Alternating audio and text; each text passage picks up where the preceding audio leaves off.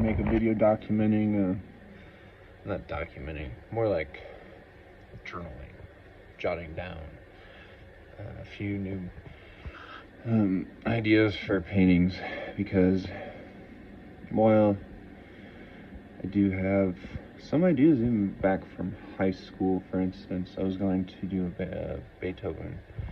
I wanted to do a Beethoven where I use similar techniques to what I'm going to do next, where I could use gloss and matte and then textures that would stand out from the painting. Aside from looking at it from the front, when you look at it from the side, it would the light would show sheet music. So the whole painting would basically be sheet music from one of his symphonies. And I never really got around to doing that. I was going to. Like with last year, I thought about it finally sitting down and doing it. And just, I don't know. I think that idea sort of ran its course and its novelty for me. It just didn't feel right. After getting back from the Van Gogh exhibit, and I'm going to put this painting as the thumbnail for this video for myself. In case I get a migraine. Sometimes I get migraines and I'll have new ideas that just completely disappear, and I don't get it back for a while because migraines can wipe me out completely.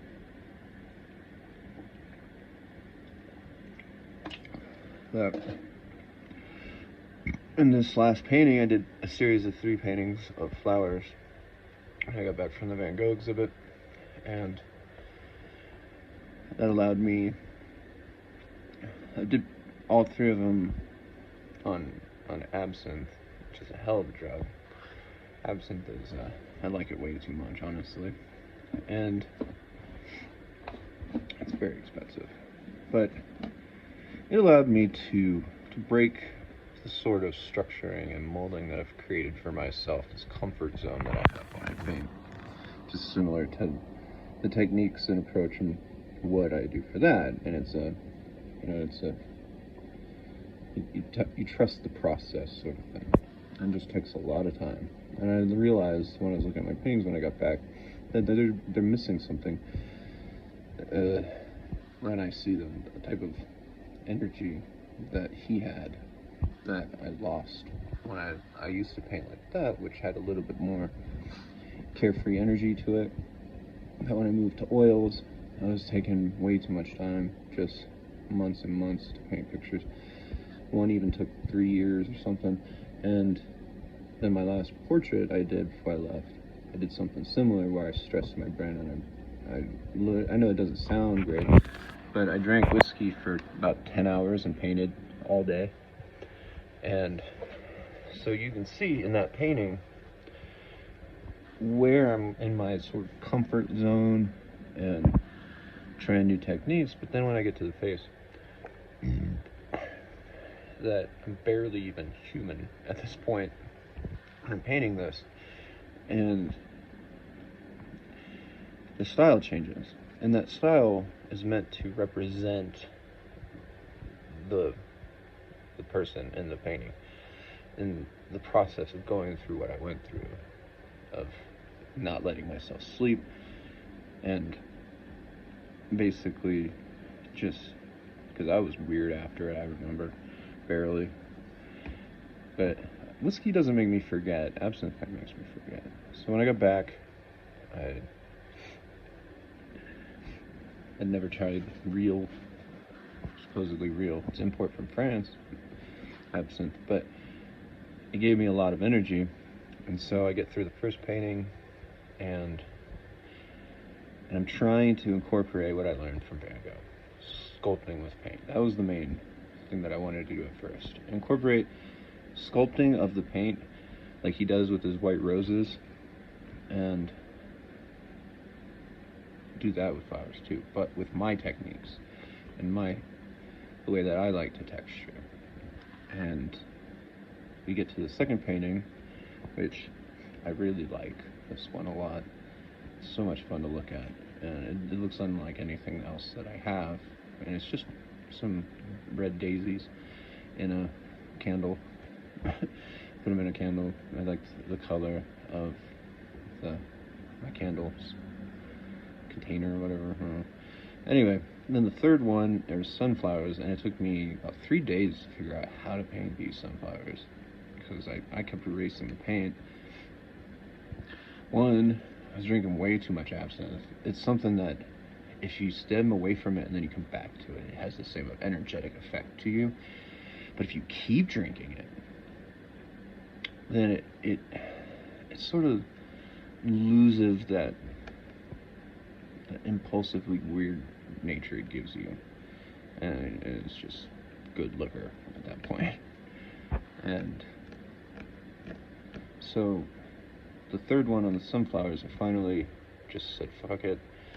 And the night before, I had done some different techniquing with where you would do, this is sort of older techniques where you lay down your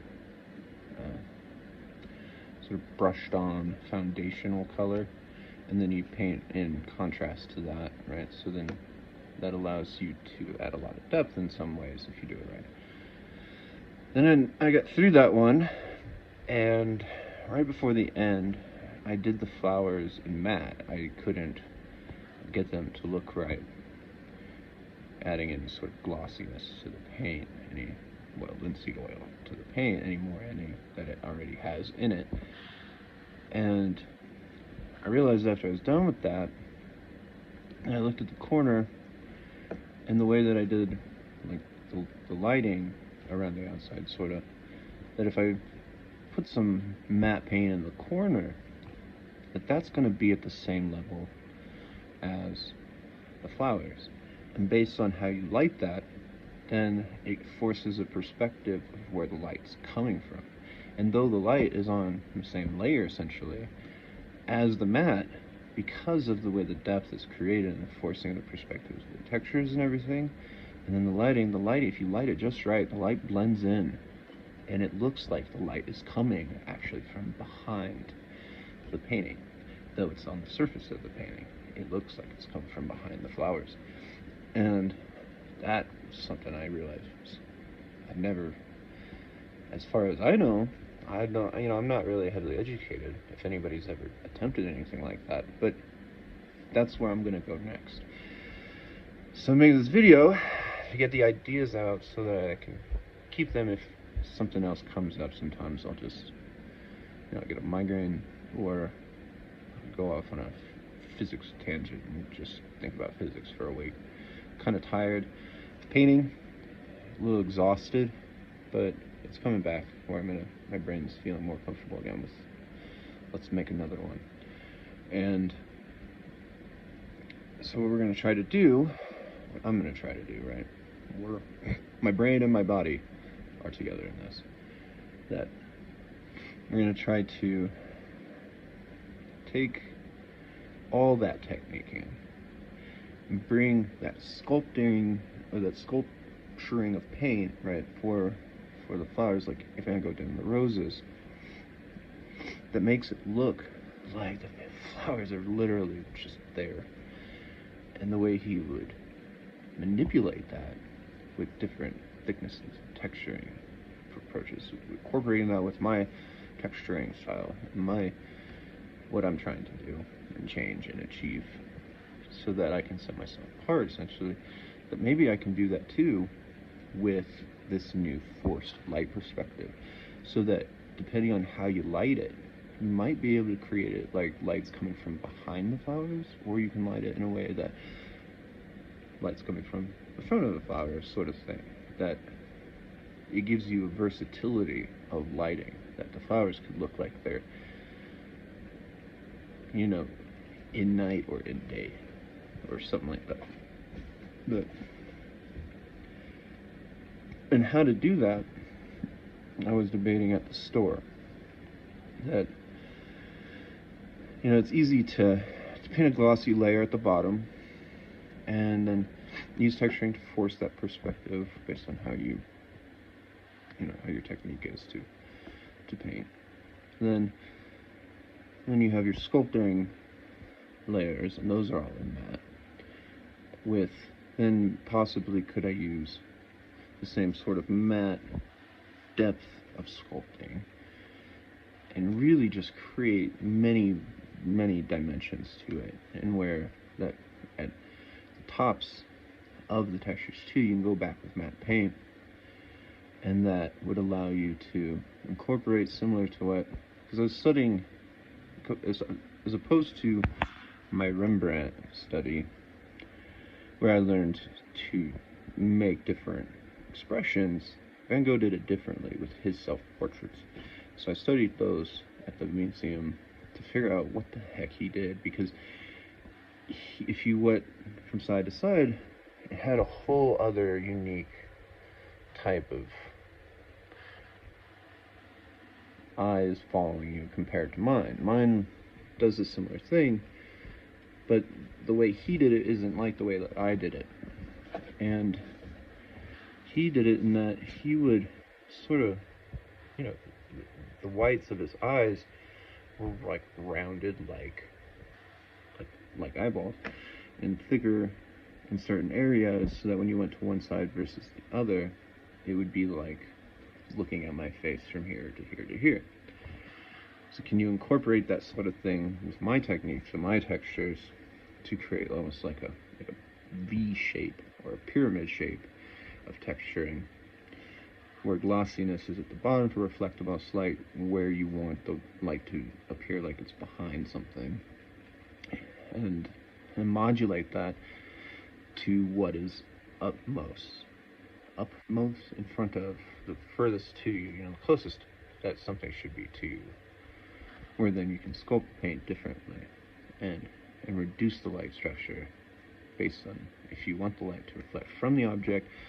This one is a dark painting, so I wanted it to look like the light was coming from behind the flowers. It was only at the end when I realized then, maybe we can trick the eyes by putting some matte on there and blocking that out a little bit. And it just, if you get the lighting just right, I swear it's like the light is coming genuinely, though it's reflecting off the canvas as if it's coming from behind the flowers. It's so cool. And maybe that's where I need to go. I mean, if it works like I think, maybe I can finally have some genuine museum grade paintings, rather than, because I love my paintings, I like them a lot. It's just, Van Gogh had such a prolific impact on me. He humbles you, but yet, because you can really see just what it takes. And